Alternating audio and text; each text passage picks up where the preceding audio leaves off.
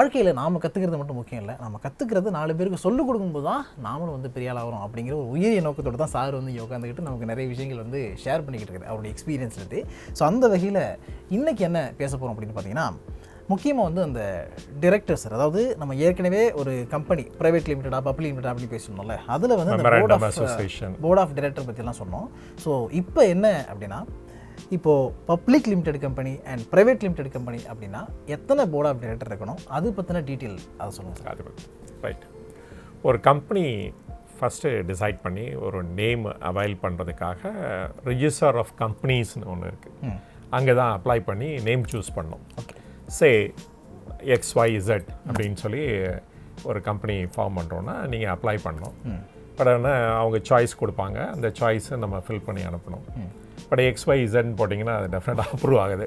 So for example Veera power company அப்படின்னு ஒரு power limited அப்படின்னு சொல்லி நீங்கள் ஆரம்பிக்கிறீங்கன்னு வச்சுக்கோங்களேன். ஓகே, ஸோ நீங்கள் அந்த இது அனுப்புகிறீங்க, வேரியஸ் ஆப்ஷனோடு அனுப்புகிறீங்க. நான் ஆரம்பிக்கிறேன், நீங்கள் வெஞ்சர் கேபிட்டல் பண்ணுங்கள். சரி. ஸோ அது அவங்க வந்து சொல்லுவாங்க கரெக்ட் இந்த நேம் அவைலபிளாக இருக்குது அப்படின்ட்டு.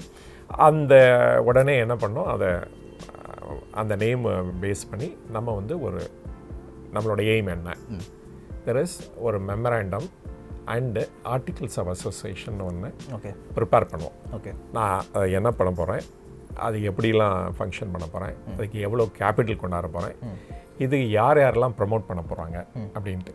நம்ம ஒரு சிம்பிளாக ஒரு எக்ஸாம்பிள் எடுத்துக்கலாம். ஒரு ப்ரைவேட் லிமிடெட் கம்பெனி ஆரம்பிக்கிறோம். ஓகே, அப்படின்னா அப்போ வந்து மினிமம் வந்து 2 பேராவது இருக்கணும்.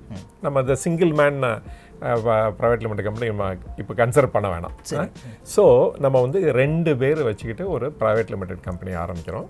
ஸோ அதுக்கு வந்து ஒரு மெமராண்டம் ப்ரிப்பேர் பண்ணுறோம், ஆர்டிகிள்ஸ் ஆஃப் அசோசியேஷன் ப்ரிப்பேர் பண்ணுறோம், அதை நேமும் சூஸ் பண்ணிட்டோம். சூஸ் பண்ணிவிட்டு இதை வந்து ரிஜிஸ்டர் ஆஃப் கம்பெனிஸில் ஃபைல் பண்ணுறோம். ஓகே, ஸோ போர்டில் வந்து 2 பேர் இருக்காங்க. போர்டுங்கிறது அந்த கம்பெனி எப்படி நடத்துறது அப்படிங்கிறதுக்காக அவங்க 2 பேர் இருக்காங்க. அவங்களே கேபிட்டல் இன்வெஸ்ட் பண்ணலாம், 2 பேரும் கேபிட்டல் இன்வெஸ்ட் பண்ணலாம். இல்லாட்டா ஒருத்தர் கேபிட்டல் இன்வெஸ்ட் பண்ணி ஒருத்தர் வந்து சைலண்ட் பார்ட்னர்னு சொல்லிக்கலாம்ல, சைலண்ட் டைரக்டராக கூட இருக்கலாம். ஓகே, அவர் இல்லாட்டா ஒரு டெக்னிக்கல் டைரக்டராக கூட இருக்கலாம், அந்த மாதிரி கம்பெனி ஃபார்ம் பண்ணி. ஸோ இதை அப்ளை பண்ணோன்னா அவங்க பர்மிஷன் கொடுப்பாங்க. தென் கம்பெனி இஸ் ஸ்மால். ஓகே, இது வந்து private limited company. Okay, so இதை யார் கைட் பண்ண போகிறா, அந்த போர்டு தான் கைட் பண்ண போகுது. நாங்கள் என்னென்ன மாதிரி பிஸ்னஸ் பண்ண போகிறோம் அதெல்லாம் நீங்கள் மெமராண்டில் சொல்லிட்டீங்க. ஸோ அந்த போர்டு தான் the most important body. Okay, அந்த போர்டுக்கு வந்து சர்டன் ரூல்ஸ் அண்ட் ரெகுலேஷன்ஸ்லாம் இருக்குது. அவங்க வந்து ஒரு டைரக்டராக இருந்தால் எவ்வளோ வருஷத்தில் இருக்கலாம், எவ்வளோ வருஷம் இருக்கலாம், அவங்க ரொட்டேஷனில் அது வந்து ரிட்டையர் ஆகணும், இதெல்லாம் வந்து கம்பெனி லாவில் இருக்கும். ஓகே, கம்பெனி லாவில் இருக்குது. அந்த லா படி தான் எல்லாரும் நடக்கணும். ஓகே, கம்பெனி லா 2013 ஒன்று பாஸ் பண்ணியிருக்காங்க கவர்மெண்ட், அதுபடி தான் இதெல்லாம் நடக்கணும். ஸோ இந்த போர்டு வந்து வில் இம்ப்ளிமெண்ட் த ப்ராஜெக்ட். எதர் அவங்களோட ஓன் கேபிட்டலை வச்சோ இல்லாட்ட என்ன செய்யணும்னு நினச்சி பண்ணுறாங்களோ அதை வந்து அவங்க இம்ப்ளிமெண்ட் பண்ணுவாங்க. இந்த போர்டு தான் த மோஸ்ட் இம்பார்ட்டன்ட். இது வந்து ப்ரைவேட் லிமிடெட் இல்லாமல் பப்ளிக் லிமிடெட் கம்பெனின்னு வச்சுக்கோங்களேன். ஓகே, வேறு வந்து அதில் 3 பேர் டைரக்டர்ஸ் இருக்கணும் மினிமம். கேபிட்டல் வந்து இதே 1 lakh இருக்கலாம், 50,000 இருக்கலாம், எப்படி வேணால் இருக்கலாம். And the number of shareholders வந்து can exceed beyond 200 also. Okay, நீங்கள் வந்து உங்கள் ஃப்ரெண்ட்ஸு, உங்களோட ரிலேட்டிவ்ஸ் எத்தனை பேர் வேணால் எடுத்துக்கலாம். அதில் எடுத்துக்கிட்டு அவங்கள வந்து அதில் இன்வெஸ்ட் பண்ண சொல்லலாம். ஏன்னா ஒரு பெரிய ப்ராஜெக்ட், ஏன்னா பவர் ப்ராஜெக்ட் போடுறீங்க அப்படின்னா பெரிய கேபிட்டல் தேவைப்படும். அப்போ நிறைய பேர் இன்வெஸ்ட் பண்ணணும் உங்களுக்கு கேபிட்டல். ஸோ அதனால் நிறைய பேர் எடுத்துக்கிறீங்க. மோர் தென் 200 பேர் கூட இருக்கலாம், 1000 பேர் இருக்கலாம், 1,00,000 பேர், எத்தனை பேர் வேணால் இருக்கலாம். இதுதான் பப்ளிக் லிமிடெட் கம்பெனி. வேறு வந்து ஆனால் டைரக்டர்ஸ் மட்டும் 3 பேர் இருக்கணும். 3 பேர், அதான் அந்த லா சொல்லுது. அந்த லாவை இது பண்ணணும். ஸோ இந்த 3 பேர் சேர்ந்து குறைஞ்சபட்சம் 3 பேர். கரெக்ட். இந்த 3 பேர் வில் டிசைட் எப்படி அந்த ப்ராஜெக்ட் இம்ப்ளிமெண்ட் பண்ணுறது, எப்படி அதை வந்து செயல்படுத்துறது, எல்லாமே அவங்க டிசைட் பண்ணுவாங்க. அப்போ வந்து ஒரு central to the whole company என்ன அப்படின்னா போர்டு. ஓகே, இந்த போர்டு தான் த மோஸ்ட் இம்பார்ட்டன்ட். இப்போ நெக்ஸ்ட் இதை எடுத்து போவோம். இப்போ பப்ளிக் லிமிடெட் கம்பெனி பார்த்தோம். இது வந்து closely held company. Closely held company அப்படின்னா it is not listed in any stock exchanges. Listed in any stock exchange. நம்ம அந்த ஸ்டாக் எக்ஸ்சேஞ்சுனா என்னங்கிறது இன்னொரு வீடியோ போடுவோம். அதில் வந்து அதில் எக்ஸ்பிளைன் பண்ணிடலாம் இந்த ஸ்டாக் எக்ஸ்சேஞ்சுங்கிறது. ஸோ இப்போதைக்கு வந்து இப்போ வந்து வைல்ட்லி ஹெல்டு, இப்போ க்ளோஸ்லி ஹெல்டு பப்ளிக் லிமிடெட் கம்பெனியை பற்றி தான் நம்ம பேசுகிறோம். இதில் மோர் தென் 200 ஷேர்ஹோல்டர்ஸ் இருக்கிறாங்க. அதில் வந்து எவ்வளோ வேணால் அந்த போர்ட் ஆஃப் டைரக்டர்ஸ் டிசைட் பண்ணுற அளவுக்கு நீங்கள் இன்வெஸ்ட் பண்ணலாம். என்ன மாதிரி பிஸ்னஸ் நீங்கள் டிசைட் பண்ணுறீங்களோ அதை வந்து அதில் செயல்படுத்தலாம். ஸோ அதனால் இந்த most and central thing in any company என்ன அப்படின்னா த போர்டு.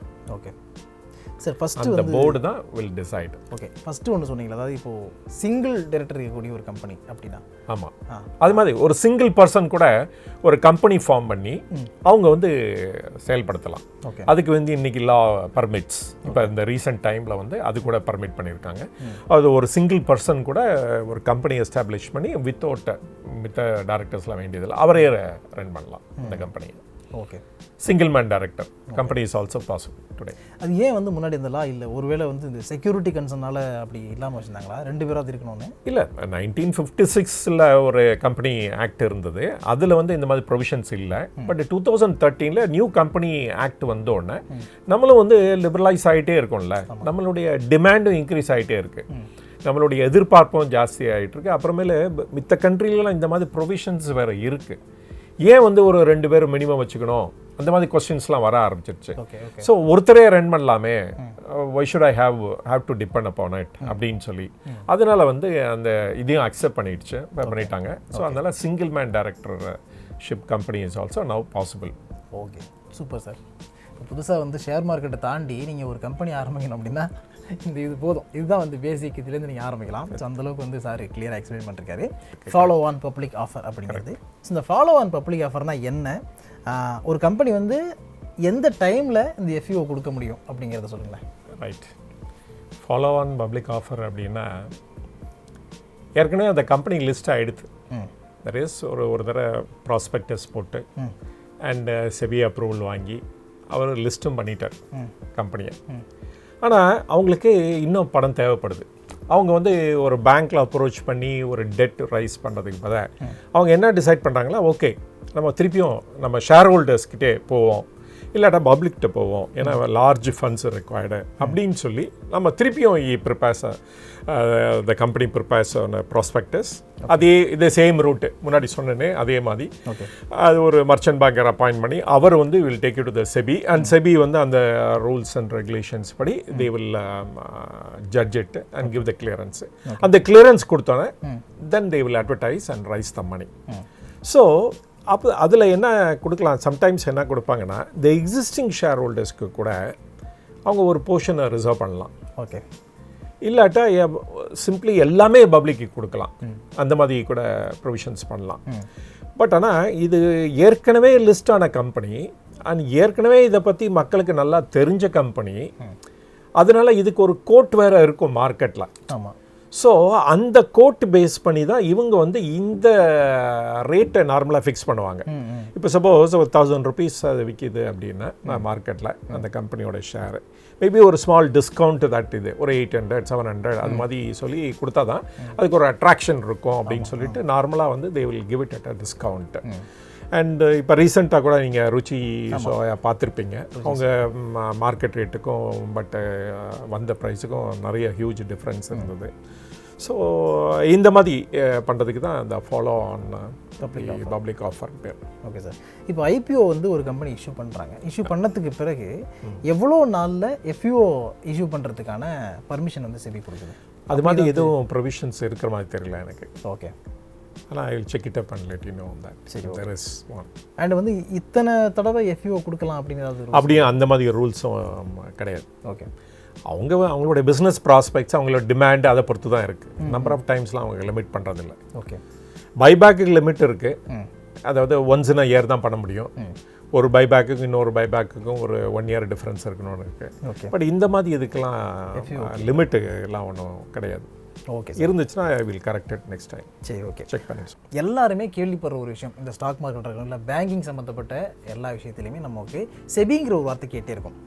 செபி அப்படின்னா அது வந்து security exchange board of India அப்படிங்கிறதுடைய சுருக்கம் தான் செபிங்கிறது. இந்த செபி பற்றி டீட்டெயிலாக தான் இன்றைக்கி வந்து பேச போகிறோம். ஸோ எப்படி தான் இருக்கீங்க? நீங்கள் செபி அட்வைசர் கிடையாது, ஆனாலும் செபி பற்றி அட்வைஸ் பண்ணுவார். Okay sir, correct. I am not a SEBI advisor.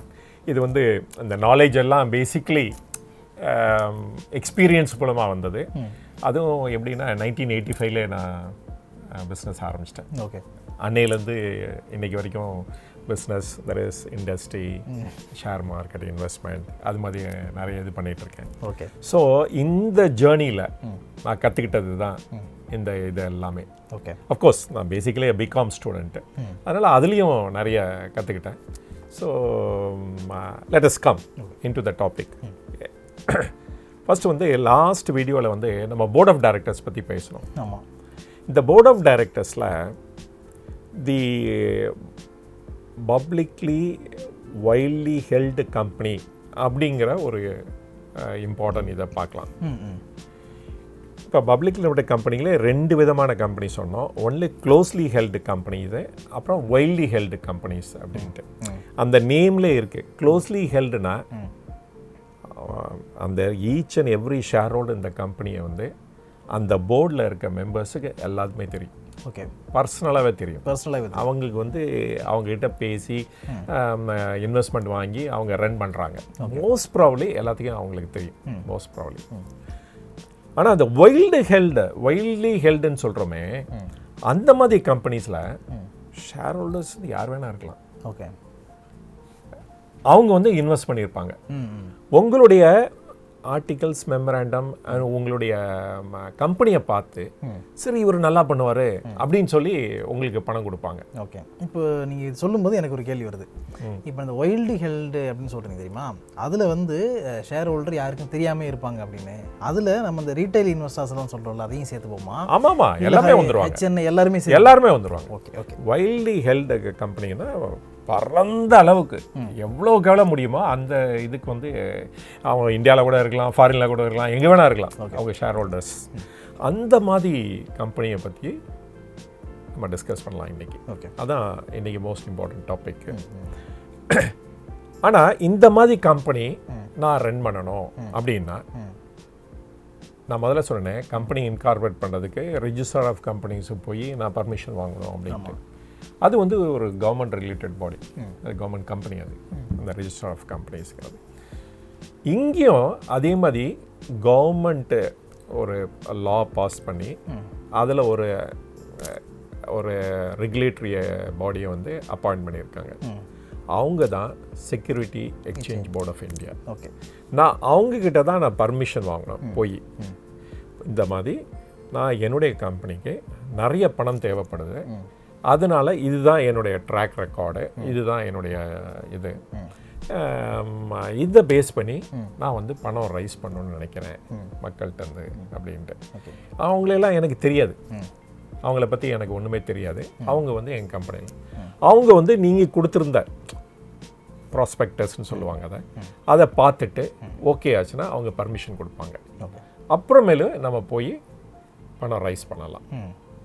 பணம் ரைஸ் பண்ணுறதுக்கு பர்மிஷன் கொடுக்குற அத்தாரிட்டி பேர் security exchange board of India. அதாவது எப்படி வந்து நம்ம பேங்க் அப்படின்னு பார்க்கும்போது ஆர்பிஐ ரெகுலேட் பண்ணதோ, இன்சூரன்ஸ் கம்பெனிஸ் எல்லாத்தையுமே வந்து ஐஆர்டிஏ ரெகுலேட் பண்ணதோ, அதே மாதிரி ஷேர் மார்க்கெட் அப்படின்னு வரும்பொழுது அதை ரெகுலேட் பண்ணுறது இருக்கக்கூடிய ஒன்று தான் செபிங்கிறது. Okay, correct, exactly. இந்த security exchange board of India அவங்க வந்து governed by certain rules and regulation. வேற democratic country governed by laws only.